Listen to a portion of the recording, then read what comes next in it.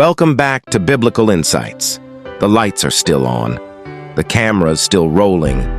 The speech is still echoing through the halls of power inside the White House. But don't be fooled by appearances, because everything that looks stable ain't solid. See, the Bible already warned us. Pride goeth before destruction, and an haughty spirit before a fall.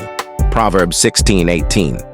And what we are witnessing is not just politics. It's prophecy playing out in real time. Because there was once a ship they called unsinkable, a vessel full of confidence, pride, and human achievement. They said, nothing can take this down. But they forgot something.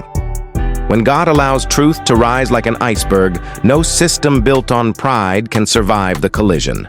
Jesus said it like this: He that heareth these sayings of mine, and doeth them not, shall be likened unto a foolish man, which built his house upon the sand, and great was the fall of it.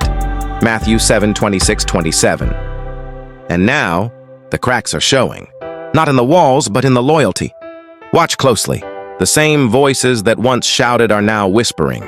The same hands that once defended are now distancing. The same people who said, "We stand," are now quietly stepping back. Why? Because when the shepherd is struck, the sheep scatter. Zechariah 13:7. Oh yes, when the pressure hits, when the headlines shift, when the weight of truth begins to press in, the hireling don't stay. Jesus said, "The hireling fleeth because he careth not for the sheep." John 10:13. In other words, when the ship starts sinking, everybody ain't loyal. They're just present. And now, behind closed doors, conversations are changing, stories are shifting, narratives are being rewritten. But hear the word of the Lord. For nothing is secret that shall not be made manifest. Luke 8:17. You can cover it, you can spin it, you can delay it, but you cannot hide it, because there is still a God who writes on walls that men cannot erase. Ask King Belshazzar, when the hand appeared and declared, "A many, many tekel, you've been weighed and found wanting." Daniel 5:25-27. Church, hear me. This is bigger than a man, bigger than a moment, bigger than a presidency. This is about what happens when people put their trust in power instead of God. Some trust in chariots and some in horses, but we will remember the name of the Lord our God. Psalm 27. Because systems fail, leaders fall, ships sink, and the most dangerous moment is when people start saying, "Peace and safety." Because the Bible says, "Then sudden destruction cometh."